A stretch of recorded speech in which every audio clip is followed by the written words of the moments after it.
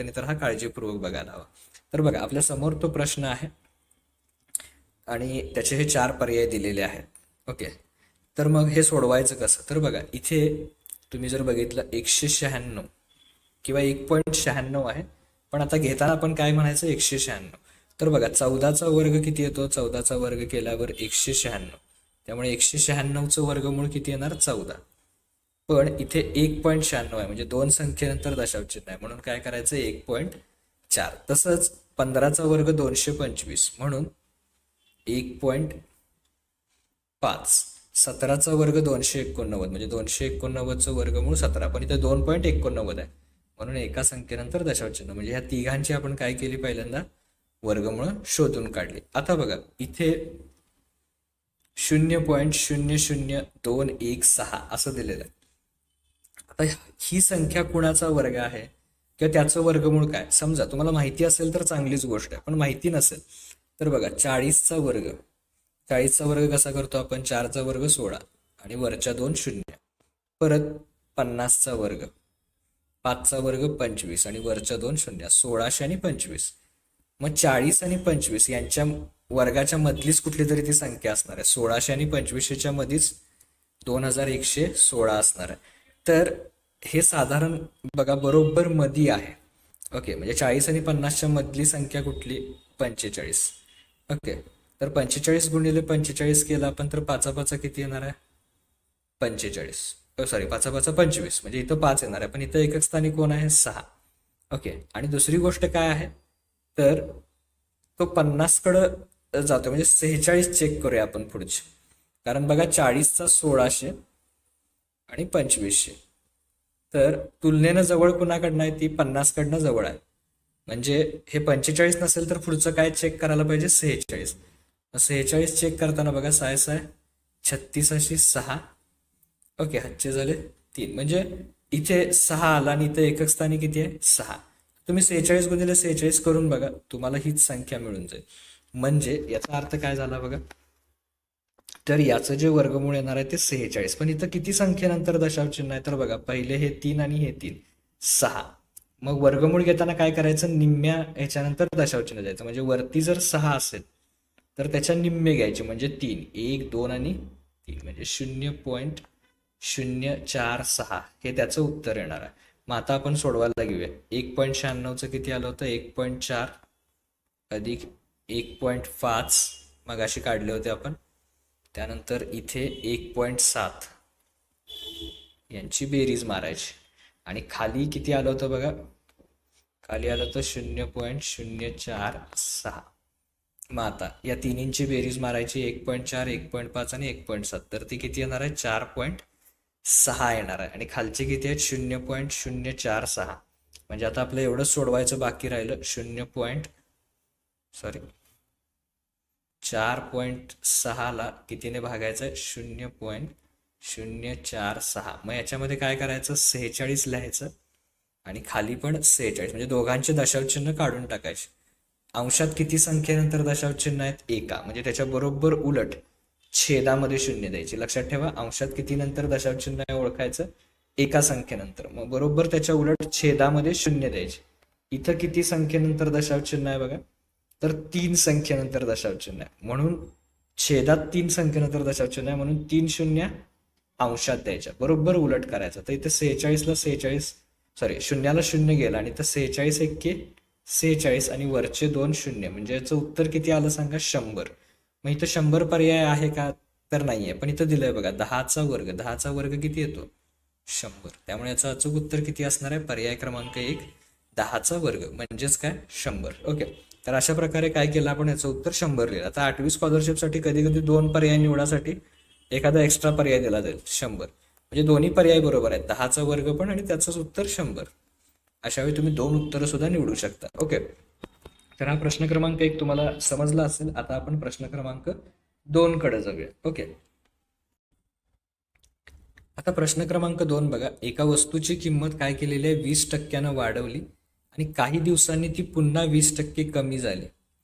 शेवटी किंमत मूळ किमतीपेक्षा कमी होईल का जास्त आणि कितीनं होईल असं विचारलंय आपल्याला. ओके, तर काय म्हणता येईल बघा आपल्याला? तर एका वस्तूची किंमत समजा 100 रुपये आहे, तर ती 20 रुपयानं वाढवली, तर 20 रुपयानं वाढवल्यावर म्हणजे वस्तूची मूळ किंमत 100 आहे हे सुरुवातीला लक्षात ठेवा. आणि त्या 100ची जी किंमत आहे ती वाढून किती होणार आहे, 20%नं वाढून 120 होणार आहे. ओके, मूळ किंमत 20%ने वाढली म्हणून 120 झाली.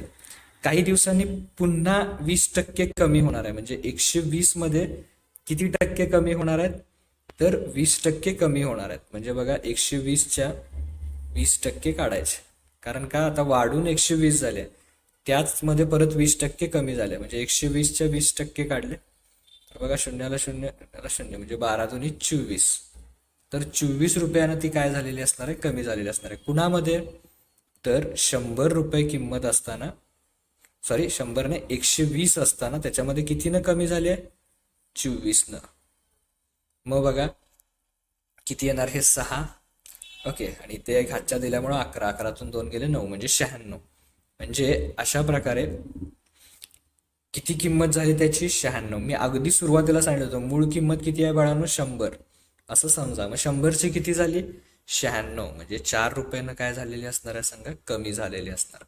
तर अशा प्रकारे आपण काय करू शकतो, त्याचं उत्तर सांगू शकतो. तुम्हाला हा प्रश्न कळाला असेल. ओके, आता आपण प्रश्न पुढचा बघूया. आता पुढील प्रश्न बघूया आपण. एका कोणाचा पूरक कोण व कोटी कोण यांचं जे गुणोत्तर आहे ते आहे 13/4, तर त्या कोणाचं माप किती असेल असं आपल्याला विचारलेलं आहे. तर याच्यामध्ये बघा एक कोण दिलेला आहे, त्याचा पूरक कोण आणि कोटी कोण याच्याबद्दल माहिती दिलेली आहे. 13/4 असं गुणोत्तर आहे. तर लक्षात ठेवा, पूरक कोण म्हणजे काय, तर त्यांची बेरीज, त्या दोन कोणांची बेरीज 180 असते. आणि कोटी कोण म्हणजे काय, दिलेल्या दोन कोणांची बेरीज 90 अंश असते. मग समजा एक कोण आहे एक्स. ओके, तर त्याचा पूरक कोण किती असेल, पूरक मध्ये बेरीज किती सांगितली, 180, म्हणजे राहिलेला कोण किती असणार आहे, त्याचा पूरक कोण 180. आणि त्याच कोण एक्सचा कोटी कोण किती असणार आहे, बेरीज किती आहे, 90, म्हणजे राहिलेला किती असणार आहे, 90 वजा एक्स. तर लक्षात ठेवा, कोण एक्स पहिल्यांदा पूरक कोण काढून घ्यायचा, 180 वजा एक्स, आणि कोटी कोण 90 वजा एक्स. मग आता बघा 180 वजा एक्स हा जो पूरक कोण आहे, पहिलं नाव कुठलं आहे बघा प्रश्नामध्ये, तर आपल्याला पूरक म्हटलेलं आहे, म्हणजे 180 वजा एक्स. ओके, त्याच्यामध्ये छेद परत, तर छेद किती आहे बघा, कोटी कोण म्हणजे 90 वजा एक्स, तर यांचं गुणोत्तर किती आहे, 13/4, म्हणजे 13/4 असं आपल्याला दिलेलं आहे. मग आपल्याला काय करायला पाहिजे सांगा, तिरकस गुणाकार करायला पाहिजे. मग तो आपण करूया. तर बघा 4 न गुणा 180 वजा एक्स आणि 90 वजा एक्स. ओके, यांना गुणोत्तर किती दिलेलं आहे, 13/4 दिलेला आहे. मग तिरकस गुणाकार करूया आणि हे सोडवूया. म्हणजे बघा मी इथे खाली लिहितो म्हणजे आपल्याला बरं पडेल. तर असं होतं बघा, ते 180 वजा एक्स छेद 90 वजा एक्स बरोबर 13/4.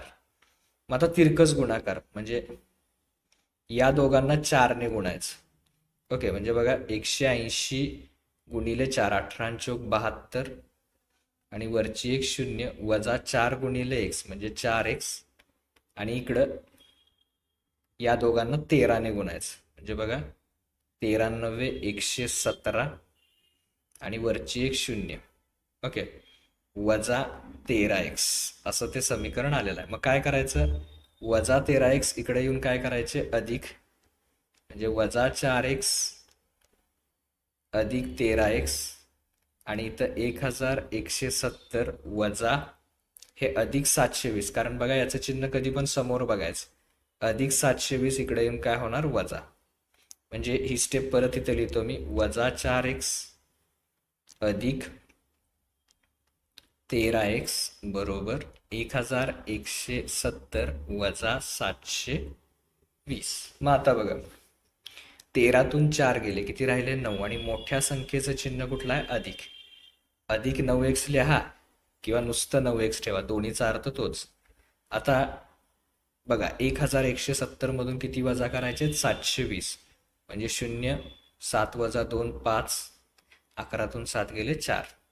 मग जर एक्सची किंमत पाहिजे असेल तर 450ला 9 ने भागायचं. म्हणजे बघा 9 × 5 = 9 9 9 45 आणि वरची एक शून्य म्हणजे किती येणार सांगा 50.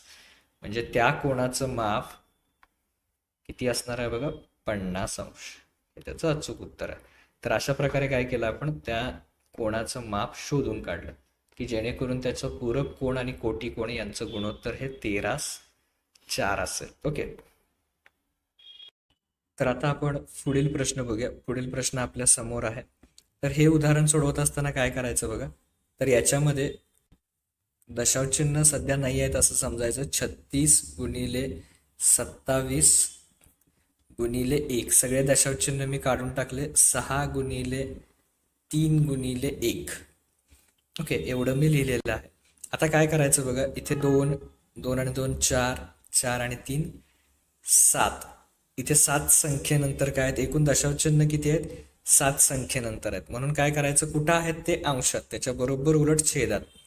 आता 7 शून्य मी लिहित बसण्यापेक्षा काय करेन 10चा 7वा घात लिहीन. ओके. परत खाली बघा किती आहेत बेके बे बेदोनी 4 आणि 5 म्हणजे वरती किती असणार आहेत 5 शून्य म्हणजे 10चा कितवा घात लिहायचा तर या ठिकाणी 5वा घात लिहायचा. आता बघा 6 1 6 6 6 36 परत 3 1 3 3 9 27. आता बघा 9 गुणिले 6 केलं किती येणार आहे 54. ओके.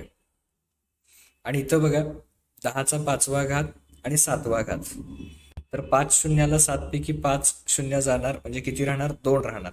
म्हणजे 7 मधून 5 गेले 2 राहणार म्हणजे खाली किती राहणार 10चा वर्ग म्हणजे 10 वर 2 शून्य राहणार. बघा वरती 5 शून्य आहेत खाली 7 शून्य आहेत. 5ला 5 शून्य गेल्या खाली किती शून्य राहिल्या 2 म्हणजे 10चा दुसरा घात. किंवा काय राहिलं बघा कसं लिहिणार आपण 54 भागिले खाली किती शून्य राहिला 2 100. 10चा दुसरा घात पेक्षा आणखीन सोपं काय 100 राहील. मग 54ला ज्यावेळी तुम्ही 100 भागाल त्यावेळी काय होतं बघा. तर जे 54 आहे 1 आणि 2 दोन संख्येनंतर दशांश चिन्ह तर इथं उत्तर किती हवं होतं 0.54 असं पाहिजे होतं 0.54. तसा कुठलाही पर्याय इथं दिसत नाही त्यामुळे समजा मी तिसऱ्या पर्यायाला थोडंसं ऍडजस्ट करतो 0.54. ओके. त्यावेळी प्रश्न कदाचित चुकलेला असेल. तर अशा प्रकारे हा प्रश्न झाला. आता आपण पुढील प्रश्न बघूया. तर आता आपण हा प्रश्न बघूया. ओके. या प्रश्नामध्ये बघा 10.5 गुणिले 10.5 वजा 15 गुणिले 10.5 अधिक 7.5 गुणिले 7.5 आणि छेदामध्ये 10.5 वजा 7.5 बरोबर किती असं आपल्याला दिलेलं आहे. तर बघा सगळ्यात पहिल्यांदा आपण अंशाचा विचार करूया. तर अंशामध्ये बघा 10.5 हे जे आहे ओके तर त्या 10.5चा आपल्याला काय 2 वेळा गुणाकार म्हणजे काय होणार वर्ग वजा ह्या 15ची फोड मी कसं करतोय बघा 2 गुणिले 7.5 आणि पुढचं किती आहे गुणिले 10.5. ओके.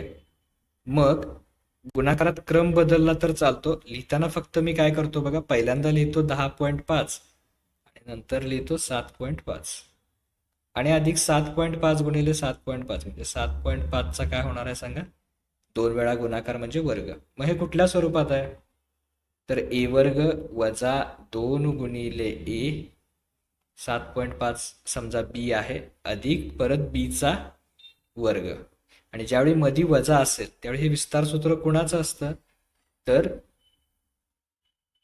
ते बघा ए वजा बी बरोबर काय असतं ए वर्ग वजा 2 गुणिले ए गुणिले बी अधिक बीचा वर्ग म्हणजे हे ह्या स्वरूपात आहे म्हणून त्याचं उत्तर काय येणार ए वजा बी कंसाचा वर्ग. मग एचं काम कोण करतोय इथं 10.5 आणि बीचं काम कोण करतोय 7.5.